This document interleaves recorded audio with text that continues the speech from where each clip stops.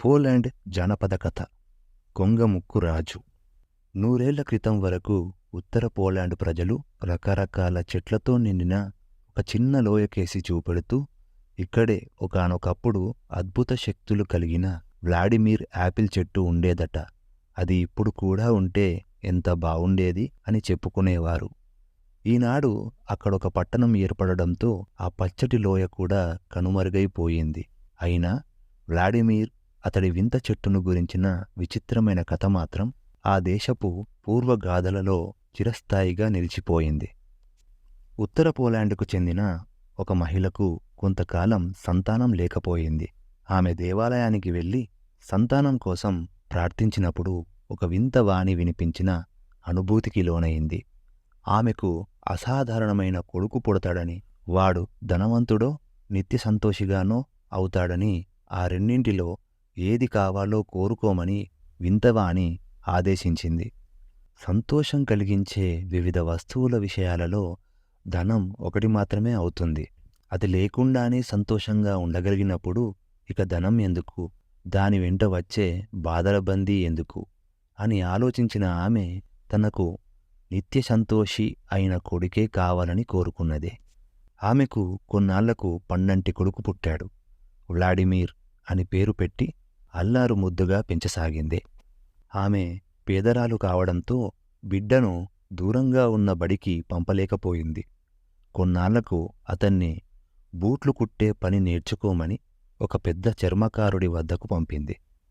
Vladimir కొన్నాళ్లు చర్మకారుడి ఇంటి వద్దే ఉన్నాడుగాని, ఒకనాడు తన ఇంటికి తిరిగి వచ్చి, అమ్మా, బూట్లు కావాలని వచ్చేవారందరూ ధనికులే. పేదలకు బూట్లు కొనుక్కునే శక్తి లేదు. ధనికులకు మాత్రమే పనికి వచ్చే వృత్తి నాకు ఇష్టం లేదు అని చెప్పాడు. తల్లి సరేనని తల ఊపి అతన్ని కుట్టుపని నేర్చుకోమని ఒక దర్జీ వద్దకు పంపింది. వ్లాడిమిర్ అక్కడ పని నేర్చుకోసాగాడు. కాని కొన్నాళ్లకే అక్కడి నుంచి తిరిగి వచ్చి, ధనికులు మాత్రమే కుట్టించుకున్న బట్టలు తొడుక్కుంటున్నారు, అలాంటి వారికి సేవలు చేయడం తనకు ఇష్టం లేదని తల్లికి చెప్పాడు. ఆ తరువాత తల్లి అతన్ని ఖడ్గాలు తయారు చేసే నిపుణుడి వద్దకి పంపింది. ఆ రోజుల్లో తరచూ యుద్ధాలు జరిగేవి కనుక ఖడ్గాలకు మంచి గిరాకీ ఉండేది. అయితే వ్లాడిమిర్ అక్కడ కూడా ఒక వారం రోజులకు మించి ఉండలేకపోయాడు. అమ్మా, మనుషులను చంపే ఆయుధాలను నేను తయారు చేయాలా అన్నాడు బాధగా. గ్రామంలోని ఇతర పిల్లలలాగే నువ్వు పశువులను దాపులనున్న మైదానాలలోకి తోలుకు వెళ్ళి మేపుకొనిరా అన్నది. వ్లాడిమిర్ తల్లి సలహాను పాటించాడు. పశువుల కాపర్లతో కలిసిమెలిసి ఆడుతూ పాడుతూ పచ్చటి పొలాల గుండా తిరుగుతూ పశువులను కాపలా కాయడం అతనికి ఎంతో ఆనందం కలిగించింది. ఒకరోజు మిట్ట మధ్యాహ్న సమయం ఎత్తైన ఒక బండ చుట్టూ నిప్పంటుకోవడం వ్లాడిమిర్ గమనించాడు. ఆ బండ మీద ఉన్న ఒక తొండ నిప్పుల నుంచి బయటపడడానికి ప్రయత్నిస్తున్నదిగాని సాధ్యపడలేదు. వ్లాడిమిర్ తన వద్ద ఉన్న పొడవాటి కర్రను ఉపయోగించి తొండను అగ్నిజ్వాలల నుంచి కాపాడాడు. మరుక్షణమే ఆ తొండ ఒక వృద్ధురాలిగా మారి, నాయనా, నీ ఉపకార గుణం మెచ్చతగింది. ఇదిగో ఈ మొక్కను తీసుకుపోయి నీ పెరట్లో నాటు. ఈ చెట్టు నుంచి కాచే యాపిల్ పళ్లకు వ్యాధులను నయం చేసే అద్భుత శక్తి ఉంటుంది అంటూ ఒక మొక్కను ఇచ్చి తొండగా మారి పొదలోకి వెళ్ళిపోయింది. వ్లాడిమిర్ ఆ మొక్కను తెచ్చి తన ఇంటి కిటికీ పక్కన తోటలో నాటాడు. 2 నెలలకల్లా అది ఏపుగా పెరిగి ఫలాలివ్వడం ప్రారంభించింది. వ్లాడిమిర్ మొట్టమొదటి పండును కోసి జ్వరంతో బాధపడుతున్న తన తల్లికి ఇచ్చాడు. వెంటనే ఆమె జ్వరం తగ్గిపోయింది. ఆ తరువాత వివిధ వ్యాధులతో బాధపడుతున్న మరికొందరికి వ్లాడిమిర్ తన యాపిల్ పళ్లను ఇచ్చాడు. వాళ్ల వ్యాధులన్నీ నయమైపోయాయి. ఈ సంగతి కొన్నాళ్లకు ఆ ప్రాంతాన్ని పాలించే రాజుకు తెలియవచ్చింది. మనం వ్లాడిమిర్ని మన ఆస్థాన ఉద్యోగిగా నియమిద్దాం అన్నాడు రాజు. అవసరం లేదు ప్రభూ, వ్లాడిమిర్ చెట్టును తెచ్చి మన ఉద్యానంలో నాటితే సరిపోతుంది అన్నాడు ఆస్థాన వైద్యుడు. అవునవును అంటూ వైద్యుడి మాటకు వంత పలికాడు అతని బావమరిది అయిన మంత్రి. రాజు వెంటనే ఆజ్ఞలను జారీ చేశాడు. సైనికులు వెళ్లి వ్లాడిమిర్తో ఒక మాట అయినా చెప్పకుండా అతని తోటలోని వింత చెట్టును పెకిలించుకొని వచ్చి రాజోద్యానంలో నాటారు. అయితే ఆ తరువాత ఆ చెట్టు ఒక్క కాయ కూడా కాయలేదు. అందరూ ఆశాభంగానికి లోనయ్యారు. రాజవైద్యుడికి, మంత్రికి నోట మాట రాలేదు. దీనికి సరైన పరిష్కారం చూడమని రాజు వారిని ఆగ్రహంతో హెచ్చరించాడు. రాజు కొన్నాళ్లుగా తీరని జలుబుతో బాధపడుతూ రాజవైద్యుడు ఎన్ని రకాల మందులు ఇచ్చినా అది తగ్గకపోయేసరికి వింత చెట్టు నుంచి కాచే యాపిల్ పండు కోసం ఎదురుచూస్తున్నాడు.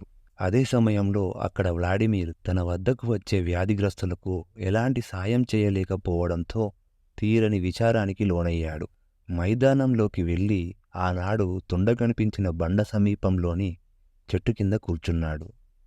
దయాస్వభావం గల తల్లి, ఒకసారి కనిపించు అని కళ్ళు మూసుకొని ప్రార్థించాడు. ఉన్నట్టుండి చిన్న సుడిగాలి రావడంతో అతని ముందున్న ఎండుటాకులు గిర్రున గుండ్రంగా తిరగసాగాయి. మరుక్షణమే అక్కడ వృద్ధ స్త్రీ కనిపించింది. వ్లాడిమిర్ ఆమెకు రాజు, అతని మనుషులు చేసిన దురాగతాన్ని వినిపించాడు. ఆ వృద్ధ స్త్రీ అతనికి ఒక బుట్ట నిండా యాపిల్ పళ్ళను ఇచ్చి, వీటిని తీసుకొని రాజభవనం వద్దకు వెళ్ళి విక్రయించు, ఆ తరువాత జరిగే తమాష చూడు అని చెప్పి తొండగా మారి సుడిగాలి వీస్తుండగా పొదలకేసి తిరిగి వెళ్ళిపోయింది. వ్లాడిమిర్ పళ్ళబుట్టను తీసుకొని రాజభవనం వద్దకు వెళ్ళాడు. పల్లో పళ్ళు, ఈ పళ్ళు తింటే అనుకోని అద్భుతాలు జరుగుతాయి అని అమ్మసాగాడు. రాజభటులు అతన్ని రాజు వద్దకు తీసుకువెళ్లారు.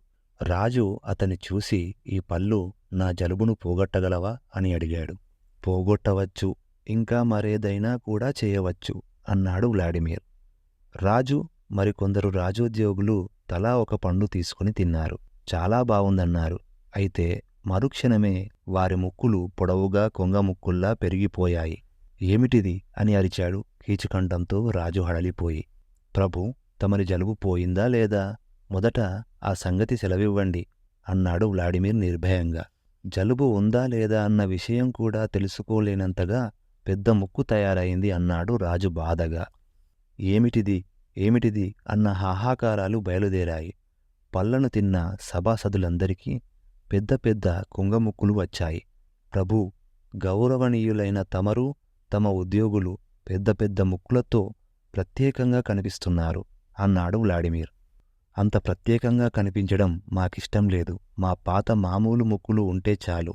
వాటిని మళ్ళీ ఎలా పొందగలం అని అడిగాడు రాజు అసహనంగా. బహుశా నా తోటలో నుంచి తమరు దొంగలించిన చెట్టు పళ్ళను తినడం ద్వారానే అది సాధ్యం కావచ్చు.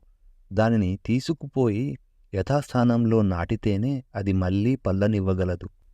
అంతవరకు గొప్పవారైన తమరు గొప్ప ముక్కులతోనే తిరగక తప్పదు అన్నాడు వ్లాడిమిర్ సాలోచనగా. ఆ చెట్టును పెకిలించి వ్లాడిమిర్ తోటలో నాటడానికి రాజు క్షణాల్లో ఏర్పాటు చేశాడు.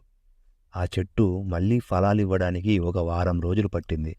వ్లాడిమిర్ బుట్ట నిండా యాపిల్ పళ్ళతో వచ్చి వారికి ఇచ్చాడు. వాటిని తినగానే వారికి మామూలు ముక్కులు వచ్చాయి. పెద్ద గండం నుంచి గట్టెక్కినట్టు అందరూ పరమానందం చెందారు. రాజు వ్లాడిమిర్కి తన ఆస్థానంలో ఉన్నత పదవినిచ్చాడు. అయినా వ్లాడిమిర్ జీతం పుచ్చుకునేవాడు కాదు. అవసరమని వచ్చిన వారికి అద్భుత శక్తిగల యాపిల్ పళ్ళను ఇస్తూ సంతోషంగా చిరకాలం జీవించాడు. అతడు కాలధర్మం చెందడంతో ఆ చెట్టు కాయడం ఆగిపోయింది. ఇంతటితో ఈ కథ సమాప్తం. మరిన్ని కథల కోసం పాతకాలం కథలు ఛానల్ని సబ్స్క్రైబ్ చేసుకోండి.